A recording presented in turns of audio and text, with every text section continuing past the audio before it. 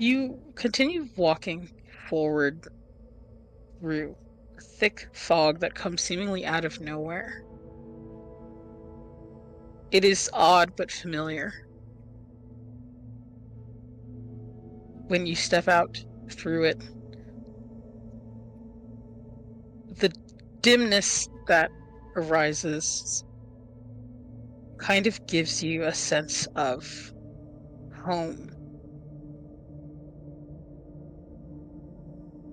The landscape you are looking at is decrepit and reminds you a bit of purgatory.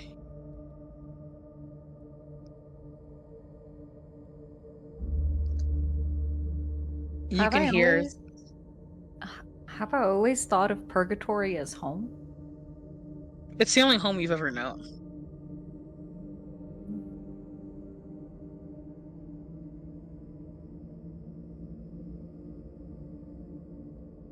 You don't really know who or what you were like before purgatory. Just that you've been there a long, almost incomprehensible time.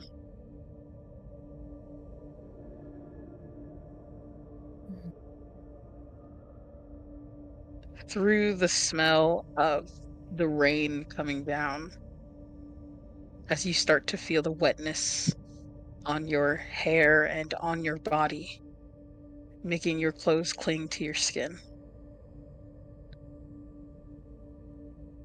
The air suddenly gets pungent, a strong hint of iron in it.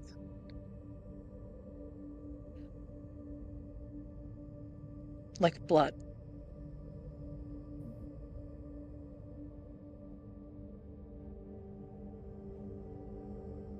Can I feel something out, especially in this new place? Yeah. Um, I'd say feel something out. Yeah.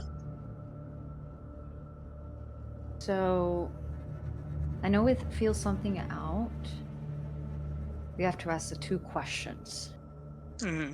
or answer the two questions. So, Okay, you answer one and I'll answer the Mhm. other. Yeah. So, what feels welcoming on the surface? I think what does feel welcoming is the rain.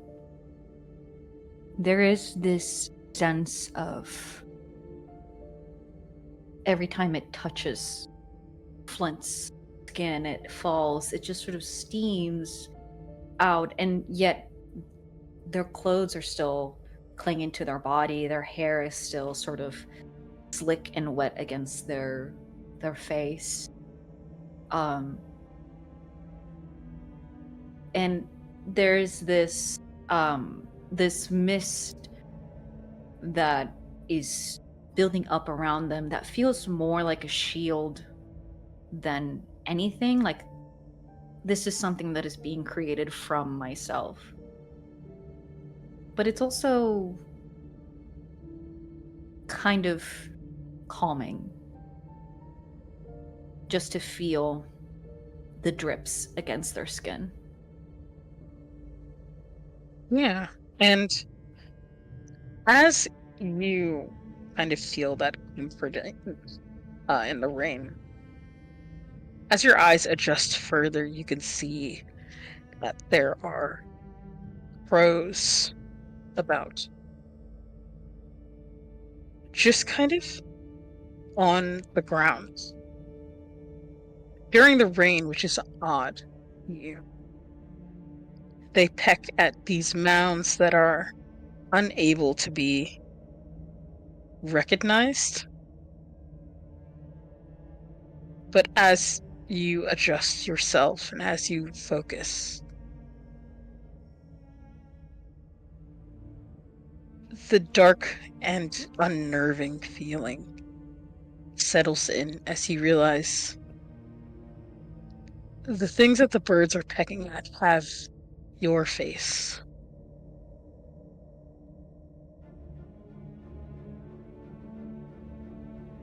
And these birds, they just look like regular birds. There's nothing that seems strange about them.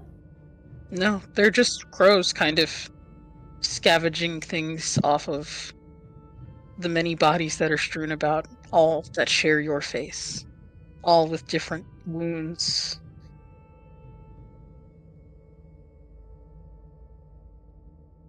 Where is Oregon at this moment? He is kind of frozen at the sight of this. He's behind you, walking kind of in your shadow, but stops the minute he recognized what he was looking at.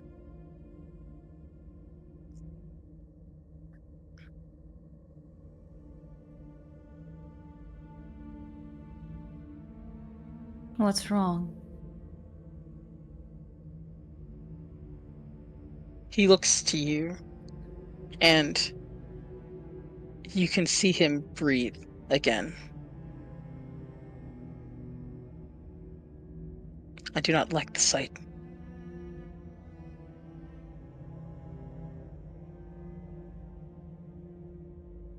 It unsettle you,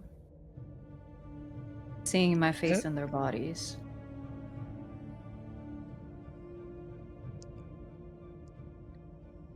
Very much so. I do not like the thought that you could be sundered.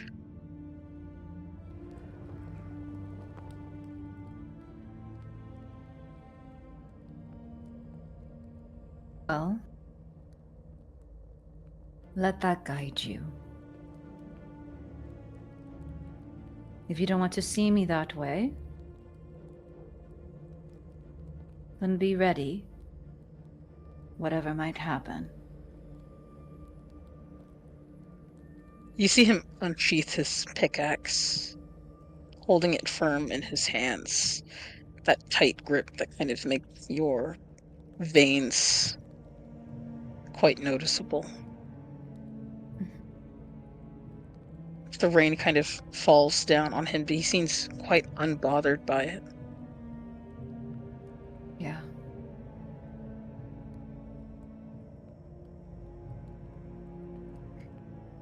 He I begins have to to. step forward.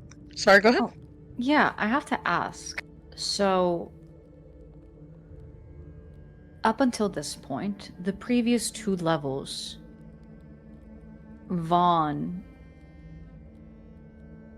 Flint had technically spared, but essentially ordered them to eat themselves. And then arrows, we sundered.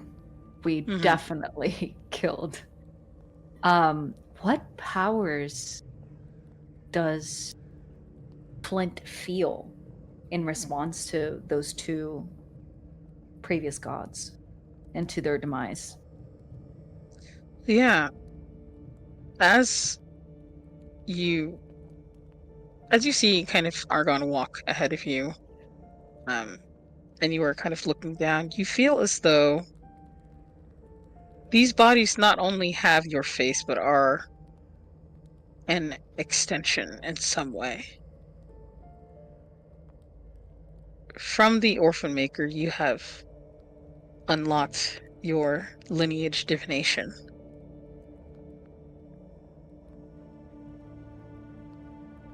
Mm-hmm. Which And was my ability to speak to my father. mhm. Okay. And the other power that you got um, was the ability to siphon power from others. And it hasn't really been until now that you realize that you are looking a bit more toned as Argon's cheeks are ever so slightly more sunken in.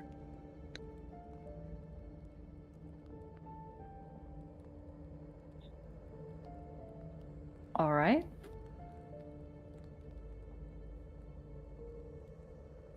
As we continue walking, am I able to use one of my powers, my divination powers, to potentially speak with the memory of my father? Yeah, I would say you are. Okay. Let me see.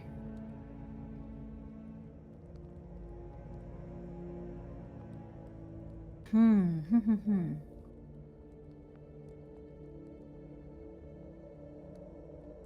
So this would be wield a power. Mm-hmm. So I have to roll the 2d6 and then add one for each true statement. Yep. So let me roll this first. Okay. And then, have I done this specific act before? Perfectly? No. Nope. Am I desperate for this to work? No, I don't think I'm desperate. Mm-hmm. I think they sense the inkling of something there. It's I, Angie, know that this is something that Flint can do. However, Flint is, because they've never done this perfectly, there's still sort of, there's that machination, like that, the gears are slowly moving. Mm-hmm. I don't think they're desperate for that to work. And am I close to a shrine, lair, or domain of the god that I took this power from? No, we're 2 levels away. I guess that's not adding anything. That's just a 7. As you do that, one of the crows begins to be uninterested, the body they are picking at, and kind of hops their way to you. Their wings are too wet to fly. But it begins to peck at your feet. Oh, take a step back. It It's like, caws at you, hello? and it caws once again. Okay. What are you trying to tell me? They get down on the closer down to the ground, they sort of crouch. And as you crouch, looking into this small crow's eyes, you see that flame inside it. A It gleam? kind of, yeah, it kind of pecks at its wings and then rubs its head against your leg. Okay. Flint will reach a hand out to the crow. Does it flinch to move away or anything? No, it steps upon your hand. Oh, okay. Picks it up. Has this crow in their hand. And they sort of. What is it doing? Is it trying to struggle or anything? Is it just looking at me? It is looking at you, waiting for an inquiry. Hmm? An inquiry. Do I sense that? Like it's waiting for me to speak to it? Yeah. Okay.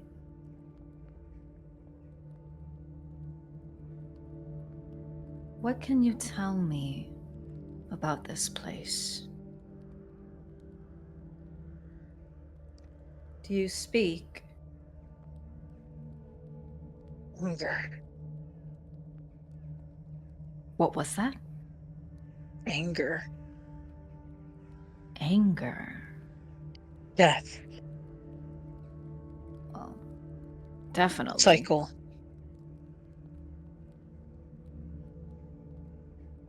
Cycle.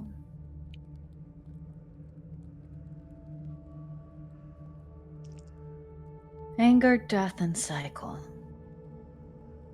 Any of that sound familiar to you, Argon? And as you ask him that question, you see that he's kneeled over the body that the crow um, was pecking at before it began to pay attention to you. You can see that he is very adamantly ripping away at the clothing it is wearing, as the clothing is very similar to yours. This is your body.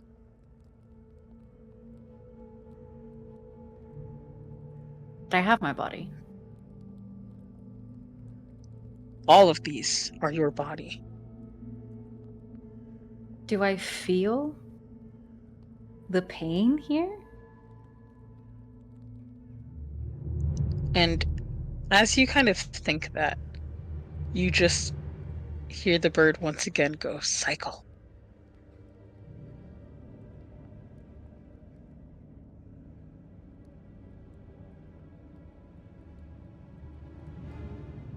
You're being very cryptic, and that doesn't help me.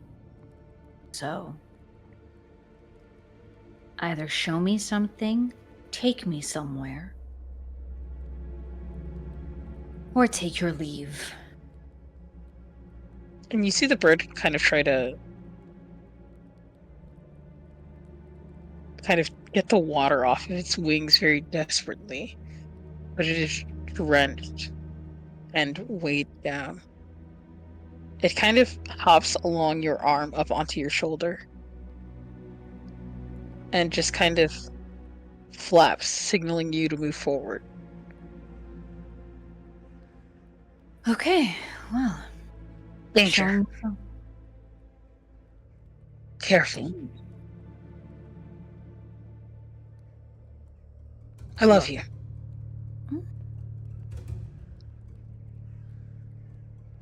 I love you. And I think it clicks in that moment. How, even though it's coming from the voice of the bird, but having dug deep into that power that had been taken or provided more so by Vaughn's demise, I think that's when it clicks. That there's a familiarity here with this crow.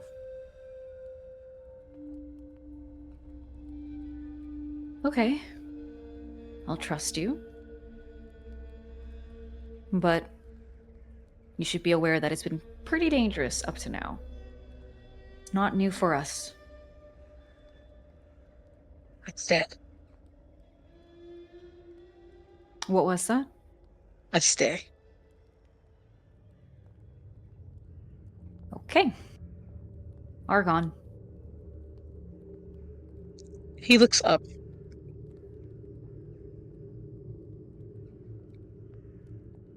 What are you concerned about?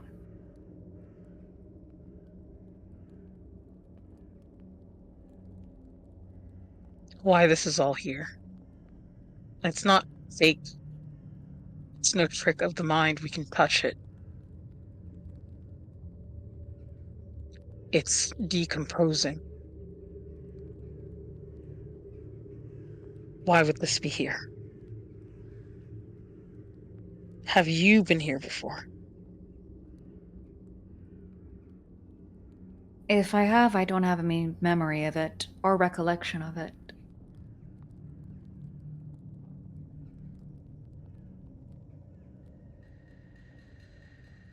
So, it's up to you to trust me with that.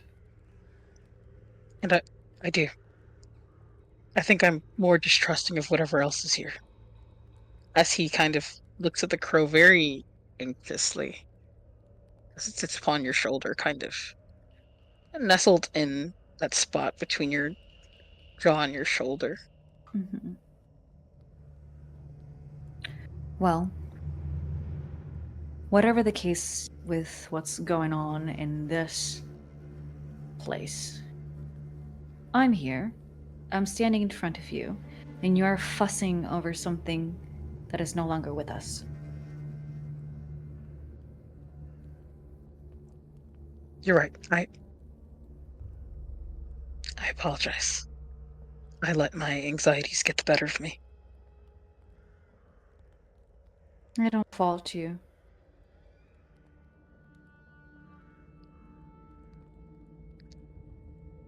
After all, there's a reason why I'm the one doing the killing and you are assisting me.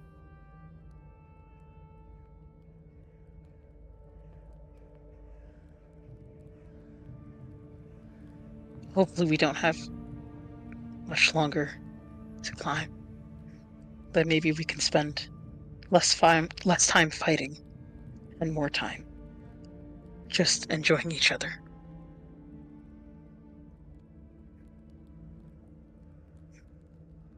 Is that what you And it's a want? very hopeful smile he gives you, That's what you want? more than anything in the world.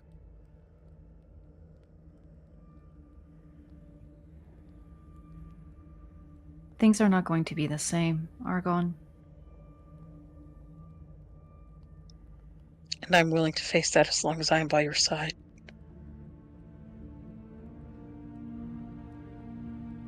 I think Flint hears that and doesn't reciprocate the tenderness. Flint has a moment of feeling that at this point, Argon has gone from paying respects to one god to just refocusing that on them. And there's a moment of guilt, that feeling of, what have I done to make this happen? When from the beginning, Flint had focused so entirely on trying to provide Argon with building a thought process for himself.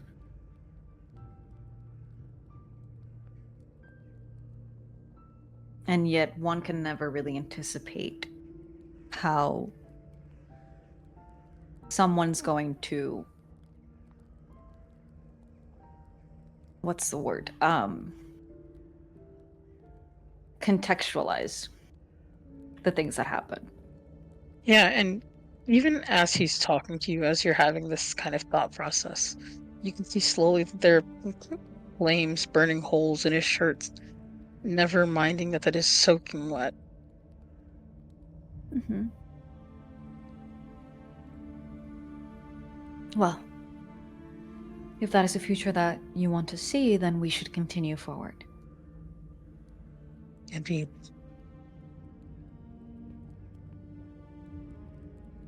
Yeah.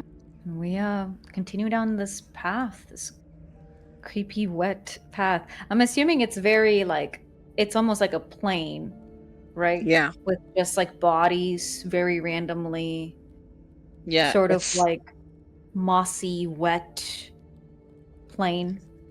it's like a battlefield almost. Mhm. And Ooh, all of the bodies are yours. At first, cool. you count upon tens, and then it worries you to get to the hundreds. Yeah. You're sure by Mm. now that you have surpassed at least 1,000, maybe two. At the center of this battlefield is a large hole, and as you both happen upon it, a body is thrown up and out of it, and it is yours, Naturally. with 4 large slash marks. This is different from the rest. It's fresher than the rest. Fresher than the rest. Okay. Flint is gonna approach it, but who threw the body? Whoever's in the hole. Oh, well. Hmm. I think Flint will. Out of all of the bodies, I don't think Flint has approached any of them, but they will afloat. They will approach this one. And as you do, like I said, you see those 4 big slash marks, almost as if they were done at the same time You're surprised this body is able to keep itself together. But something that's different, something that strikes you that you didn't quite catch on the rest of the body, and it's surprising that you could even see this through the rain. But the tear stains on the face as a second body is thrown out of the pit, and it is Argon's, or what is left of Argon's body. This is the first time that we see another body that is not Flint's. This one is Argon's. Mm-hmm. Death. Cycle.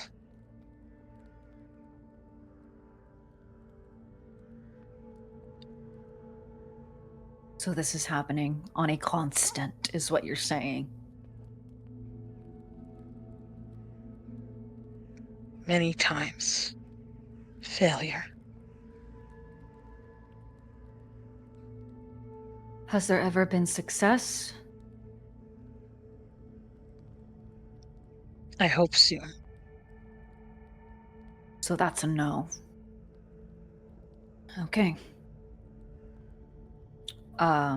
What does Argon's body look like? Does it also have the red slashes? The lower part of it is gone. Oh, it's just a It is a torso. it is a clean cut.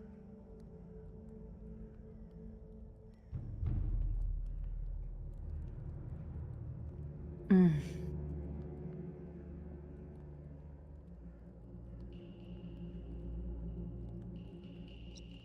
Argon doesn't even look in its direction.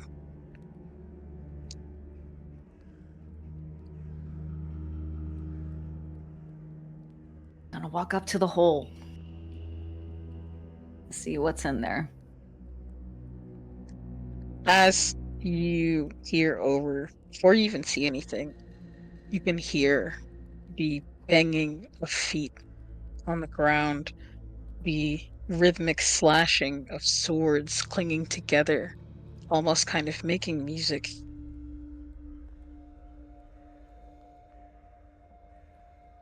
I am ready. You hear echo upwards. I sense you So, are here to try again.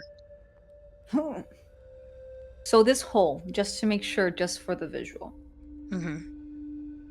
is there an end to it, or is this just a deep hole that just keeps going? You can't see the end, but Mhm. based on the echoes of like the banging and stomping and slashing, it's Okay. not too far down. You kind of just have to take a leap of faith. And this hole is kind of the size of a like small arena. Mm-hmm.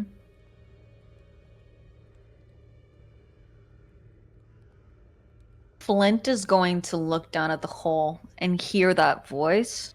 Does it sound familiar? Vaguely, but almost like you can't place it. Like you've heard the voice before, but there's no face with it in your mind. Hmm.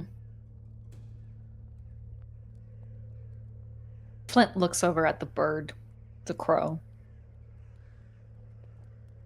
Cycle, eh? Many times here before. Hmm. Always dead. Death. Cycle. Has anyone ever not gone into the hole? And as you say that, the um, bird kind of caws at the entire battlefield, signaling he will come to you.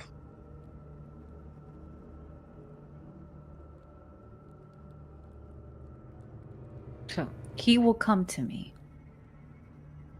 So the cycle is that regardless of whether I go into the hole or not, whatever is down there is going to come for me. Never learn. always forget. Death cycle. Never learn, always forget. Okay. And as the crow says this to you,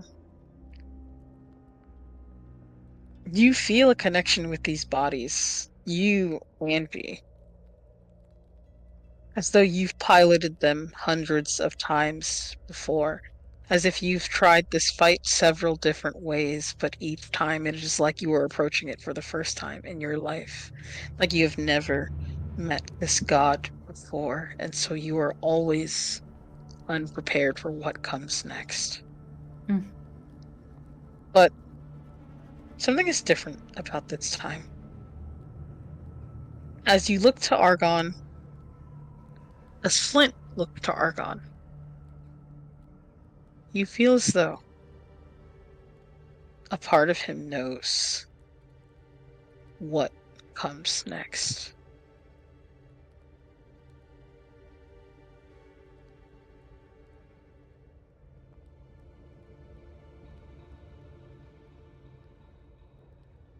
What do you see, Argon?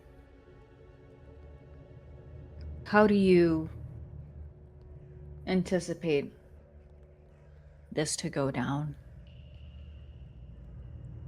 And without even turning towards you,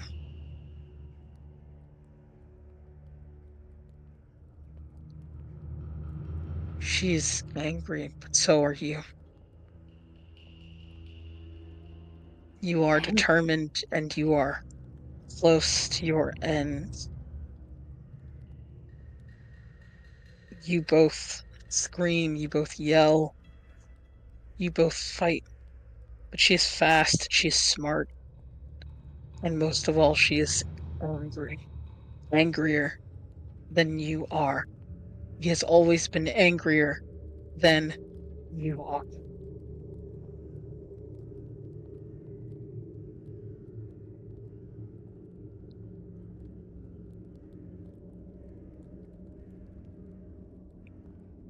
And when he says this, there are vague twinges in your mind of these squabbles. Most of the time you are alone and Argon is not even there. But the most faintest, most recent memory that you can see in your mind as you peer down into this hole is the faint silhouette of Hale as their arms raise and go in to cut you as Argon steps in front and is cut right at the torso.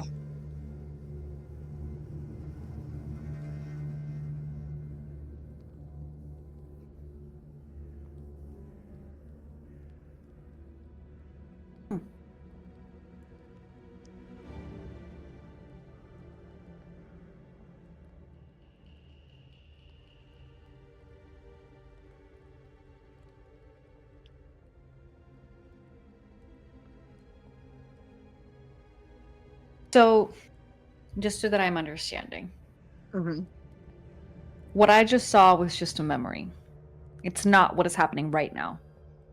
No, it is just a memory. Um, but I would say a helpful one, definitely. It gives you some insight to where you've been, and that's better than starting out with nothing.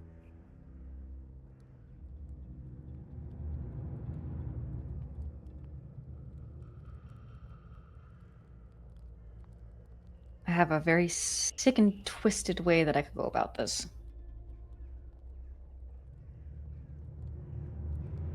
What are you thinking? It all depends on how things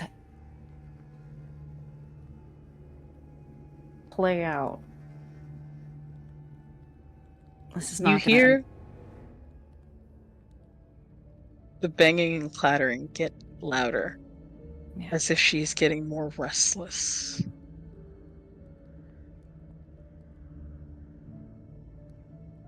You can come out here.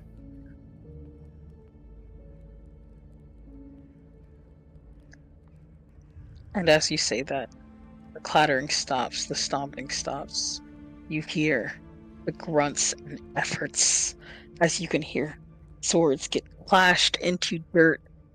Mhm. It's kind of someone effortly pulling themselves up. You can kind of hear as that sound gets closer and closer and closer and closer until you are met with four swords coming out and planting themselves in the ground right in front of this hole. Yeah. Argon steps back as to not be cut by them, just narrowly missing. I think Flint has been slowly taking steps back with every single chunk, chunk. I think Flint has been taking steps back in anticipation for whoever it is that's going to come out of this hole. Yeah, and when you do, these large swords are being held by four long arms attached to this big, bulky body. This woman with weight on her, as she is kind of covered in rags and ripped clothing, as well as cobbled together mismatched armor pieces. This long, red, flowing hair that almost mimics fire, as her eyes are angry and golden.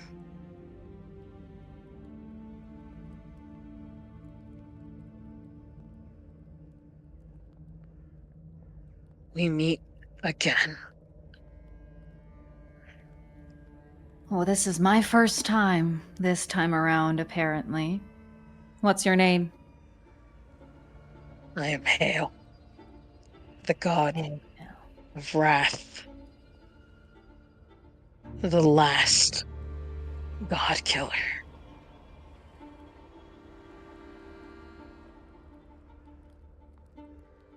And as you Well, say that, I'm sorry, as she says that, you can see that as she speaks with that fire inside of her.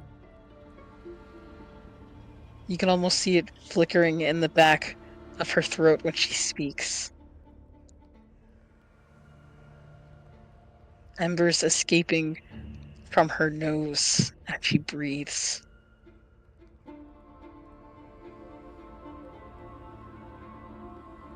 don't think I didn't pick up on that. Oh no, excuse me. Nuh-uh. I apologize. No. You're so good, think of it.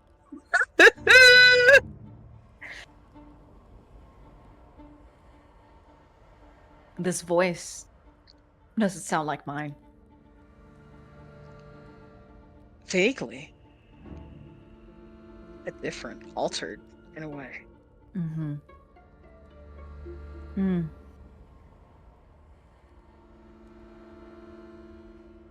Congratulations. You're the fastest one that we've met making our way up. I appreciate you don't really waste time. Banter gets old after the 20th. It's not old for me, so Then what do you wish to know before you are forgotten?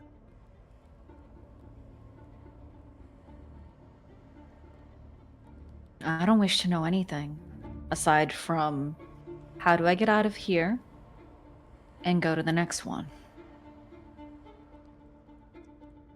And as you say that, uh, she just says, prove to me. Prove to me that you deserve to go on. Prove to me that you will survive sloth by surviving me.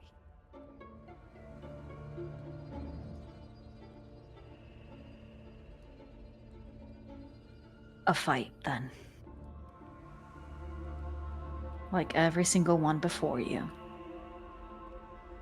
And as you say that, she smiles. It is wicked.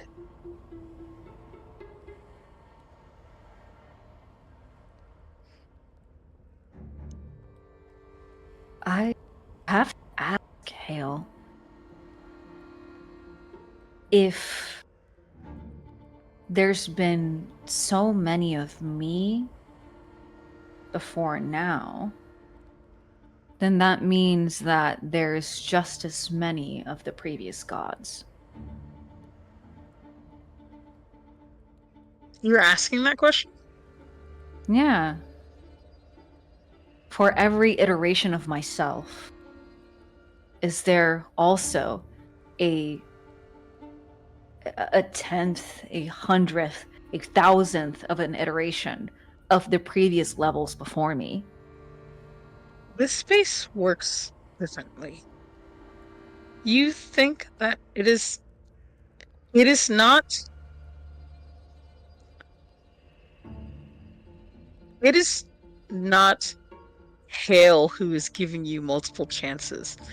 It is not some other omnipotent being giving you another chance. It's this crow sits on your shoulder, much like there is a crow with every single body that you have seen.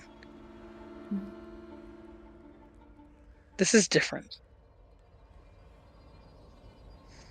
And although you don't remember, this one person who has encountered you and the one time you had brought someone along with you remembers. And this crow seems to remember. As you have that thought in your head, the crow kind of looks to you, pressing its beak against your cheek. I love you.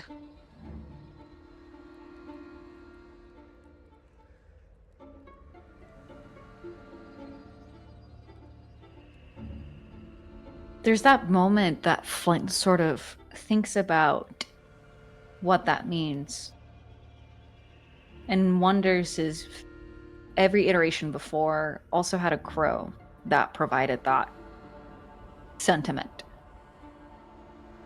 Clearly, not every single iteration before had an Argon. There's only one here.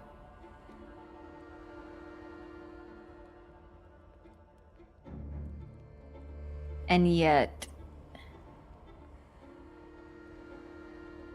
the Argon's double followed another dead Flint.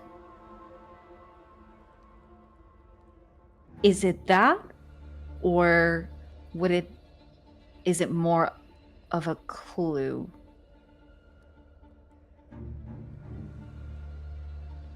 I would say that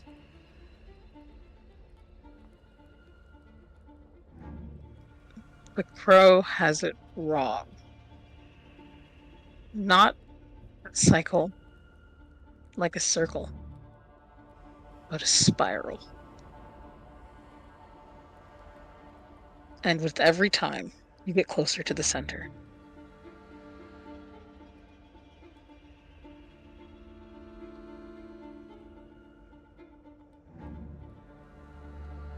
And the crow is the orchestrator of said cycle. God. So every single time before now, things have been set up so that hopefully this is the iteration where it happens. We've continued getting closer and closer and closer until we get to the center. Okay.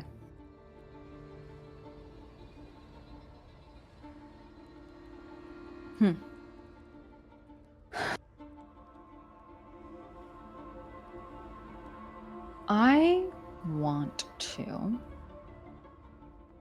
What is that Hale is wanting of me? Aside than just to fight. Hale sits here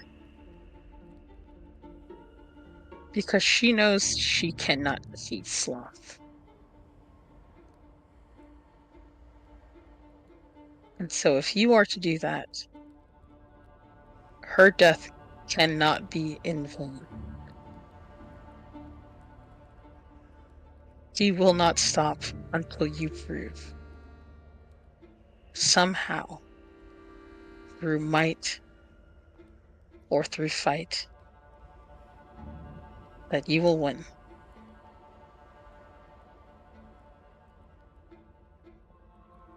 I No. am not your enemy, but a teacher.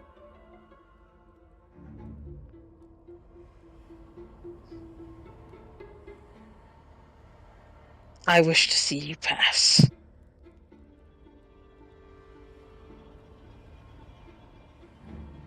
You're making it very difficult to trust you. And to believe that.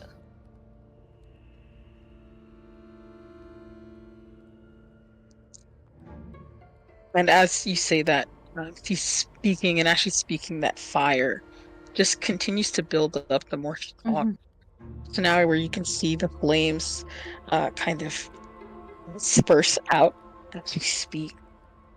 Mm-hmm. Divinity will do that to you. The what?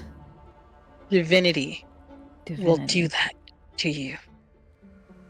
Make you odd and unsettling in ways. Make you unclear. Make you not yourself.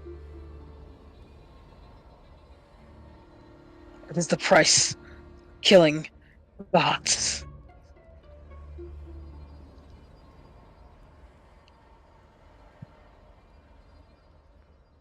And as she says those lines, you begin to think of yourself, of how you are different from where this all started.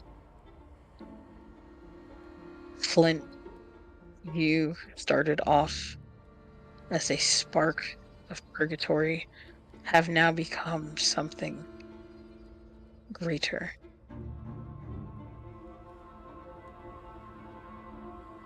It has not been conceptualized until now, though, looking in this distorted mirror.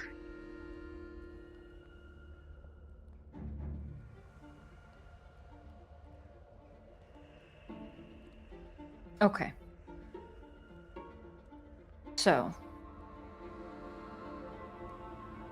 I have an idea, and it's a twofold plan. Flint is going to wield a power, Okay. the power of Siphon that they received from Eros. That gluttony for power. As Flint stands before Hale, trying to make sense of what she is saying, that I am not your enemy, I am but a teacher, and yet there's not a connection there in regards to what she is saying and what she is showing. I think Flint is going to take a similar approach, where we're going to sit here and threaten each other. Might as well use everything that I have at my disposal. And so Flint is going to start siphoning. Not so much any power from Hale, but they want to try, and through the mist that sort of builds from their body, like this, they have this perpetual sort of flame and ember that carries them. Their arm is now made of fire. They allow more and more of this rain to create a fog that extends throughout this battlefield, to touch and embrace and sort of cover each of the bodies in this funeral shroud, as there might not be any life within these bodies, but there has to be some form of memory, some form of spark that still remains. Or at least that's what Flint hopes as they try and wield this power. Go ahead and roll me a 2d6. Let's see. You've not done this before perfectly. No. Are you desperate for this to work? Yes. Mark a strain. And mark 1 strain. And You're far from. Oh no, you're not far from any god that wishes to harm you. She does wish to harm you. Oh no, wait, sorry, I'm reading the wrong one. You're not close to the Shrine or Layer domain. No. So I think I don't add anything because you're desperate for this to work. You just had one. Oh, so I just add 1, and then I also add strain. That is a 2 and a 6 on the die, so that's an 8 and 9. As you do this, and content warning, body horror. These corpses on the ground that litter any sort of walkway begin to animate themselves, not fully, kind of crawling towards you the best way they can. All of them with that reignited flame inside of them. They touch your legs, they get underneath your clothes, they put their hands inside of your chest and they mold into a part of you. You become this grotesque, disgusting thing that Argon looked at with lust and want as you begin to morph into this amalgamation of yourself, these bodies giving their what's left of their internal flames to you as you grow in size, almost matching Hale as you suddenly begin to recall the battles with Hale you have had previously. Every time she has decapitated you, every time she has cut you into ribbons, every time she has crushed you under her boot, every time she has thrown you out of that hole again and again and again and again, and it builds up. And with that power also comes that anger, the frustration of a child who is constantly being taught a lesson they cannot understand, not for a lack of trying, for a lack of a good teacher.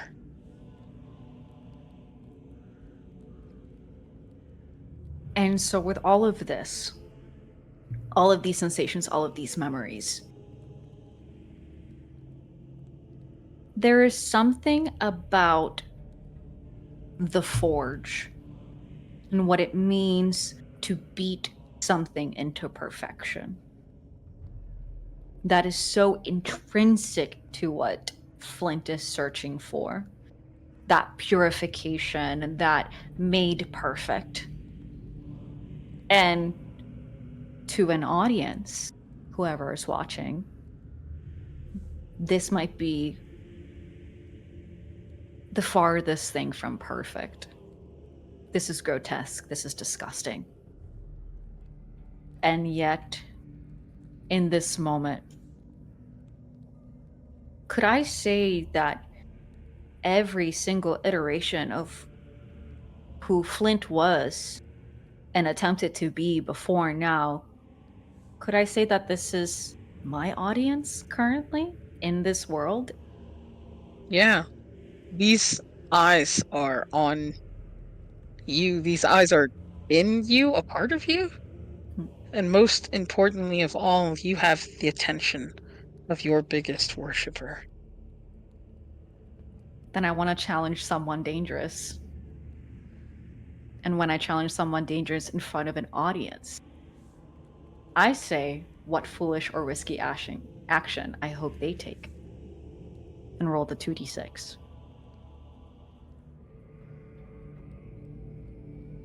Do they care about your opinion? I think Hale cares about my opinion very much. Do they think they're stronger than you? Oh, Hale thinks they're stronger than me. They've beaten me hundreds, thousands of times before. And the crowd is on your side. The crowd But is is you. me.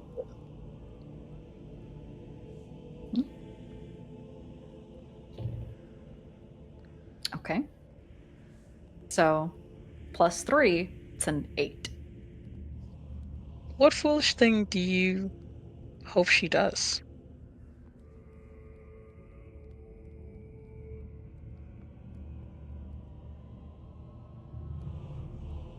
I want Hale to take the first strike, and I want her to fight me. But as she is fighting me, I want her to become part of me. And as you kind of as you goad her into this attack, you see as she's banging and clattering those swords on the ground, those four hands marching strong, as she takes one of them, kind of almost in an attempt to distract you, um, takes one of those swords and jams it inside of you, deep inside of your being. Go ahead and mark one strain. Mhm. And as the sword cuts through your body, you see as these apparitions of yourself begin pulling and pulling, grabbing onto the jagged edges of the sword, pulling it closer into your being until they touch her hand and they claw at it. They claw at it and they chew on it. They rip the skin down to the bone, these hands gnawing and moaning as she slowly starts to become a part of you. You see her panic, attempting to pull her arm away, but she cannot. You have her in a trap.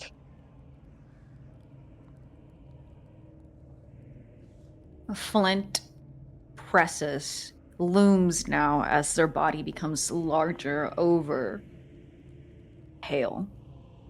And they press their hand, their fiery hand, which is misting and smoking with this rain all around them, sort of creating this uncomfortable humidity it, that could fill anyone with rage the moment they feel it intense and it just sticks to their body and like touches their face and lifts it up. Ah!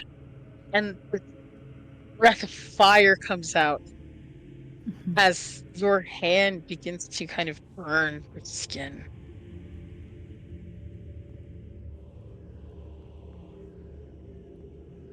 I thank you for showing me what I need to do, for being my teacher, for not being my enemy.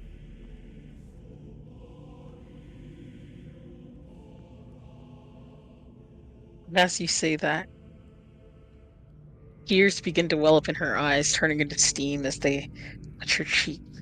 She smiles,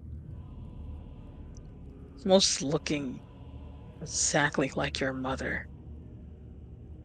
Face twists. I'm happy to have made you perfect.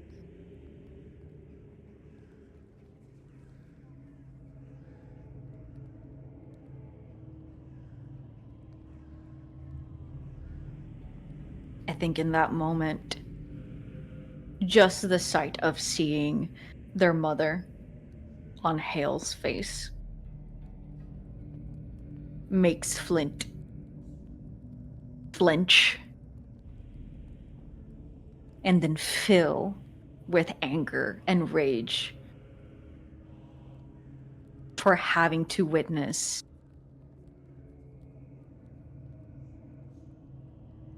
what they are doing to their mother. And as that rage builds up inside of you, Hale drives another sword into you, and almost instinctually, that anger flares up again. Go ahead and mark another strain, but as you do, almost in a fit of rebellion, begin to cast those flames over her face so that you no longer have to look at it. As she has just become this ball of flame in your hand, attached to these four large arms. Two of them driven within you, those hands now dragging in that other sword deeper, Mm-hmm. consuming her other hand. And I think there's a moment where Flint kind of gets brought back to this entire through to this specific instance of disgust in themselves for what they're doing, the anger, the rage, the pain that they're causing. And it's they think back on what they told Argon earlier, that I'm the one who's killing these gods while you are just assisting me. And they look over to their most devoted follower as these blue flame tears are streaming down their face, unable to speak the words, but needing Argon in that moment to pull this creature from their body and do the killing himself. Because in that moment, in that switch of even just visualizing their mother going through that pain, Flint is feeling a sudden rush of rage, not at the situation, but at themselves.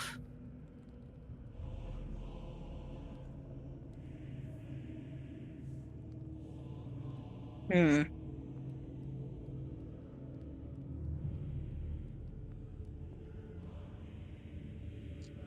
Do you want to awaken your divinity? Uh, yeah? Yeah, I think I do. My divine trigger? Yeah. Yeah, when I expose the hidden cruelty, lies, or manipulation of a god to the mortals that worship them, awaken my divinity. Yeah. Tell me how you signify this to Argon. Whew.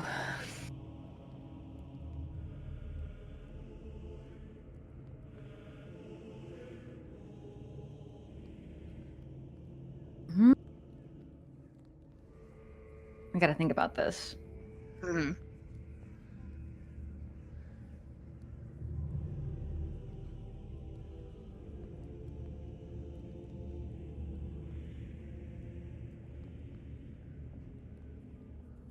I'm drawing a blank. I'm drawing a blank here. Yeah, just to paint the scene a little bit, as like Mhm. that kind of thing has happened, Argon has begun to kind of climb this amalgamation that is you, these hands, rather than consuming him like they are Hale, are helping him up, lifting his feet and pushing them up higher upon until he is on your shoulder along with that crow that is now so tiny in the hands Mm. of one of the other forms of your body. Argon looked to you close, putting his hand on your face, not even flinching at those blue flames as they touch the tips of his fingers, singeing them ever so gently. Give me the word, and I shall do as my God bids.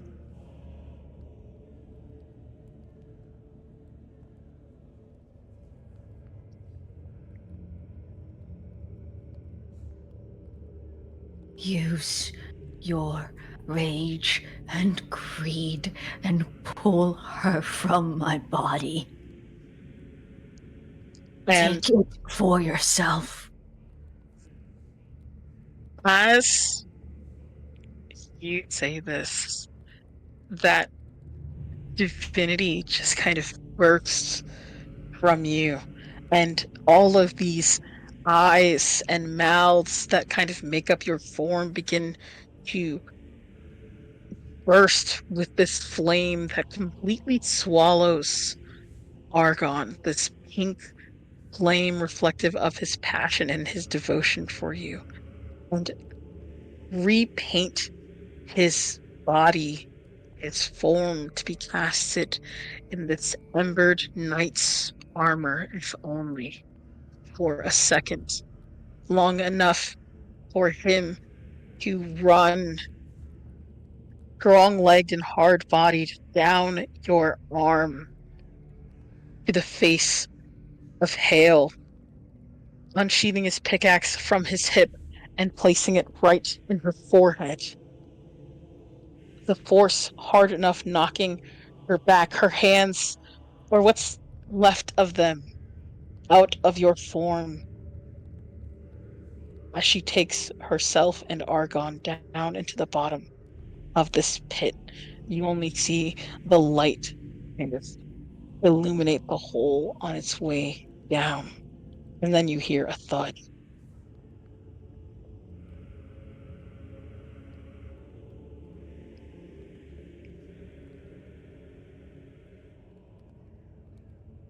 Your form begins to consume the swords left inside of your body as well, reforging them into the shape of that glass.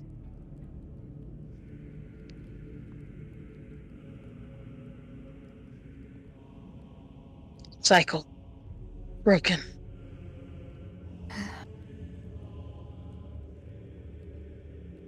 I think these different parts, all of these different flints start sloughing out of their body, this sort of disgusting drip of viscera and fat and muscle, and just become part of the moss and wet and moistness of this world, of this place. And left on the ground, covered in red, is Flint, breathing heavy and crying tears, and on their hands and knees.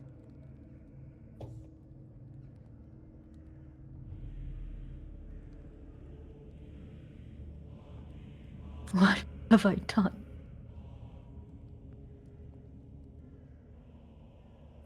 What have you done, Flint? Have you killed or spared this god?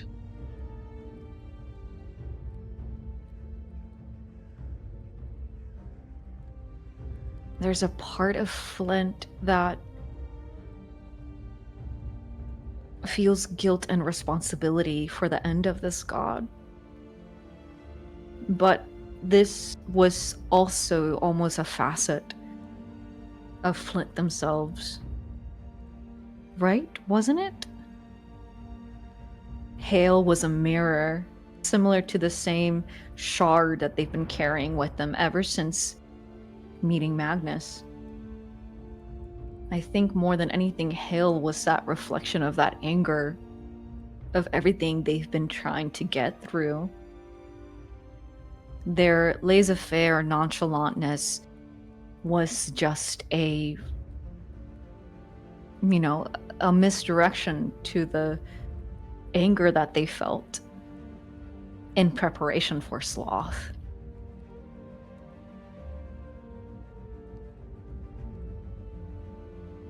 And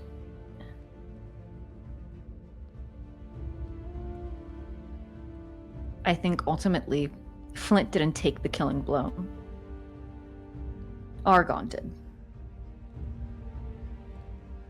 So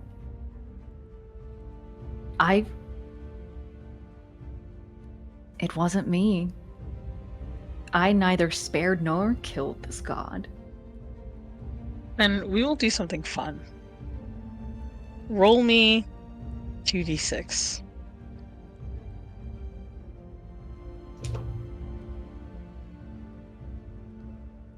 Snake eyes, baby.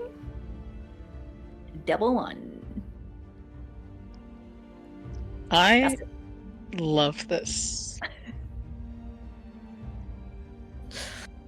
As Flint, you stand there.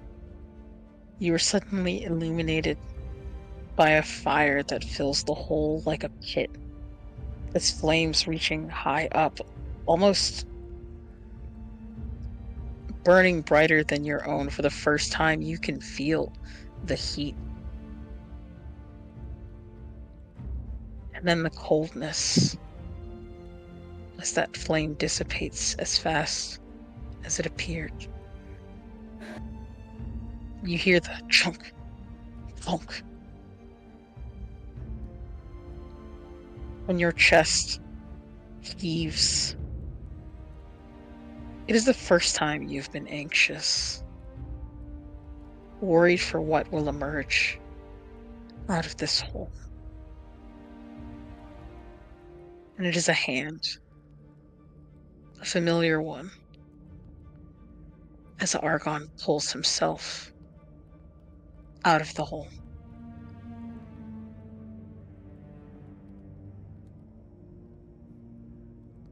He limps towards your form, drenched in this redness, unable to be washed away by the rain.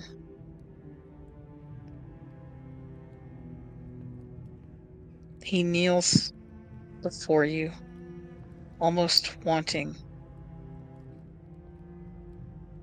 to say something.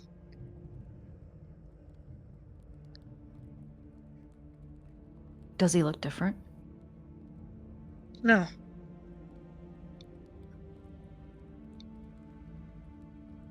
Not that you can notice. Not that you've paid much attention to him to notice a change. Flint and they stare out bleakly at the hole and then finds in their periphery the crow and looks at this crow, this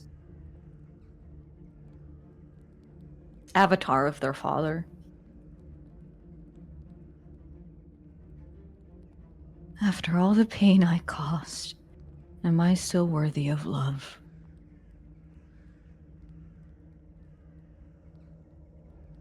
The crow standing, staring at you blankly for a moment, almost as if you're sure that whatever was inside of it is gone. It just repeats the phrase, I love you.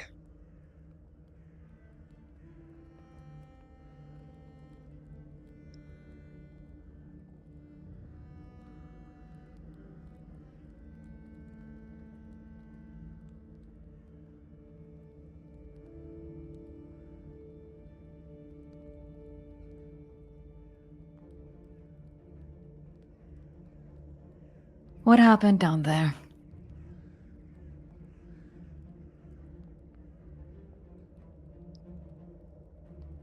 Argon looks unsure, as if he's trying to remember something, like details of a story retold by someone who was never there.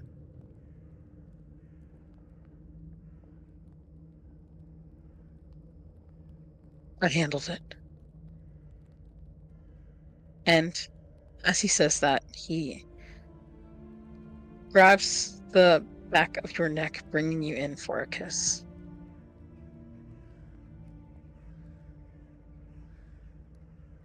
Flint doesn't reciprocate. But lets it happen. And when this kiss happens, you feel a burning on your lips, as well as a burning from where Argon touches you. You can feel that the hair on the back of your neck is singed, and your tongue has that feeling like when you've drank your coffee too fast and burn it.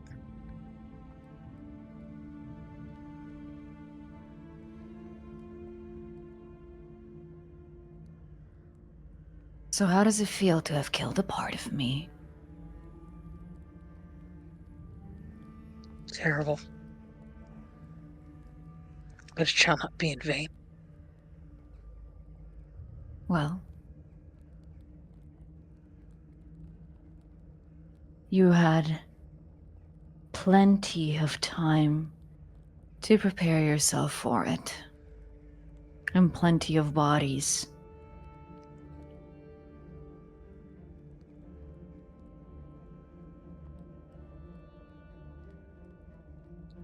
As you say this,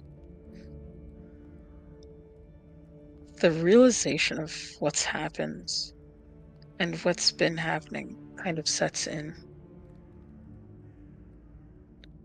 Argon's face turns downward.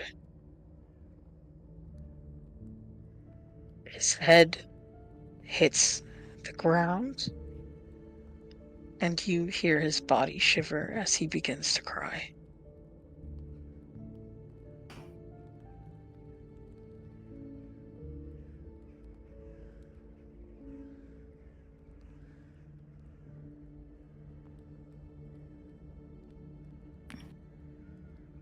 Flint is gonna stand.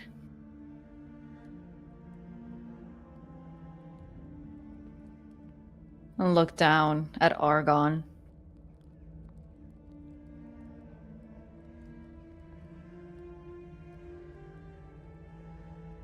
There's something in you now.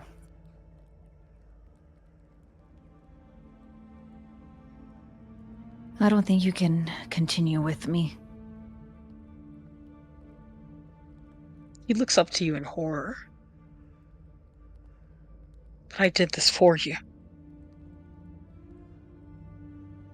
You made me like this. You ordered me to be like this. I've done everything you've asked.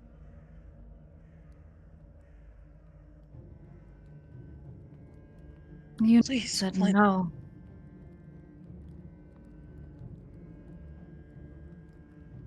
You never stopped me.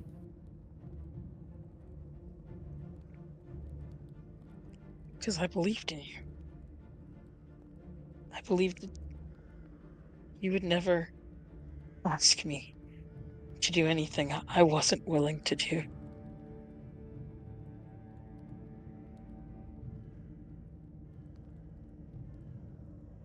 You called me perfect.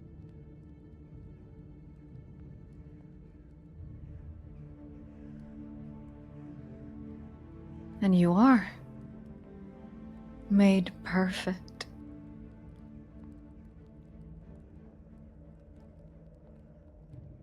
And why? Because you shouldn't see what's next. Not you. And I'm only going to become worse.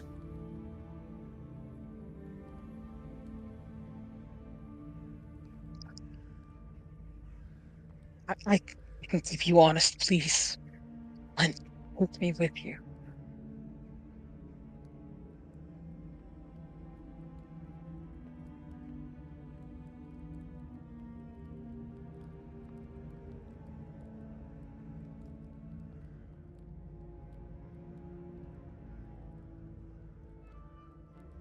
Argon, you see a life where we can wake up together and be content, happy after everything. That's not what I've been seeking. I haven't been seeking a happy ending. And I know that now, from the beginning. I didn't know what I want. I didn't know exactly what it was. And slowly, I've gotten the chance to gain clarity for everything that has happened up till now.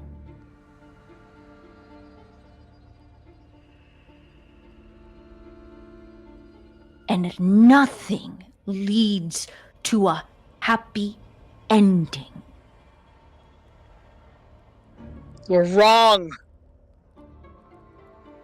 Answers never lead to a happy ending. I need to find my mother, and I need to get her off of the clutches of sloth. And I cannot promise you after this, after whatever is going to happen, that I will be the same person that you met. Then I will promise you this.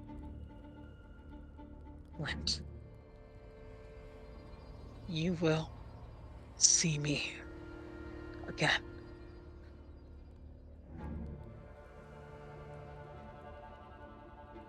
Take that fire within you and do something about it. Don't rely on what I say blindly. Don't make me another one. Don't make me another Oren, another Zane, another Eros, another Vaughn, another Hale.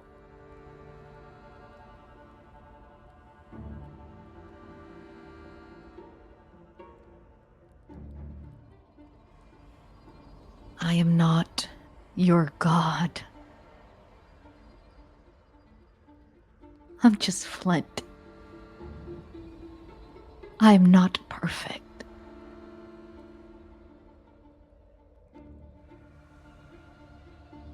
And I'm not worthy of whatever it is that you want.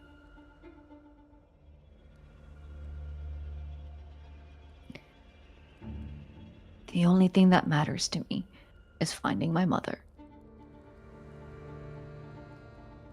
And after that, who knows? And go.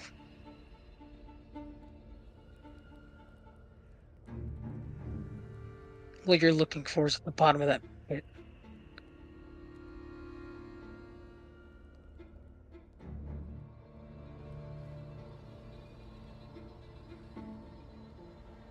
Perfect.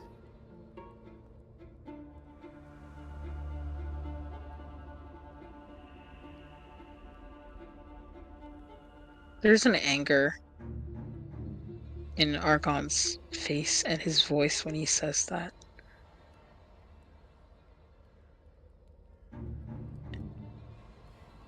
He is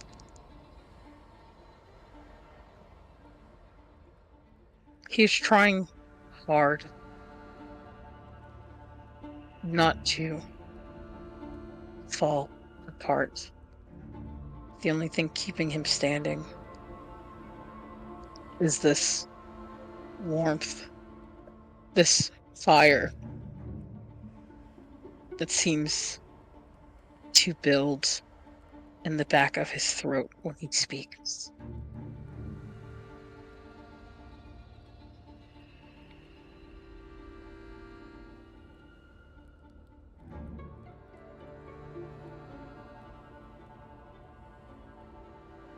There, as Flint turns and starts walking towards the pit, there's a flicker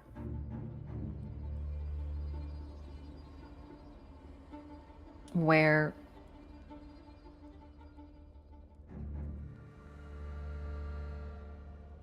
that uncertainty of not knowing if this was the right choice. But they need to press forward.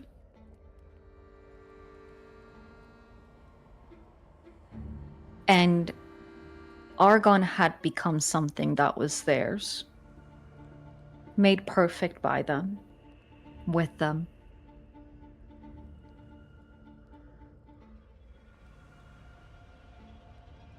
Could I say that I am sacrificing something personal personal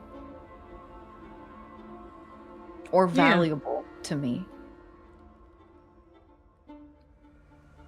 yeah, I would definitely say that. Okay. So, my mortal trigger, which is when you sacrifice something personal or valuable to a god, clear all strain.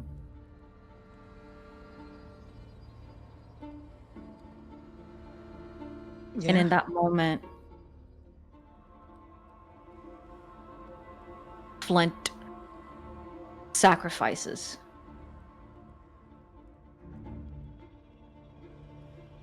what they had gained, the tenderness, the gentleness, in such a decrepit, bleak setting. The love, they sacrifice it. This which had become valuable to them. A god? But still a god killer. And yet, Hale was a god to them and spoke of herself as a god killer.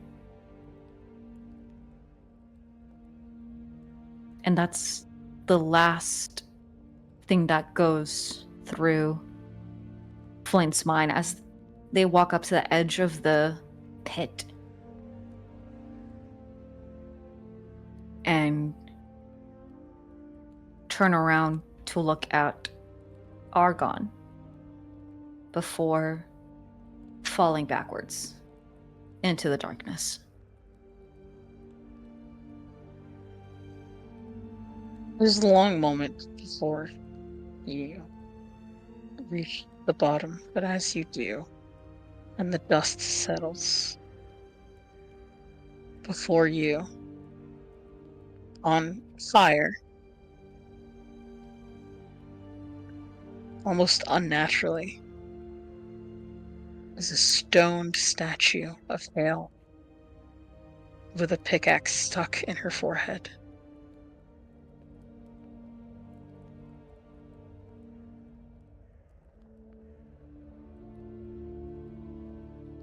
Flint is going to grab the pickaxe. Yeah, and when you take it, it is brittle and damaged and worn. You sense it doesn't have a lot left in it.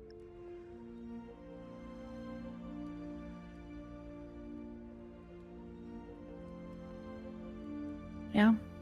We're just going to hold it tightly and walk into the darkness. And that is where we end.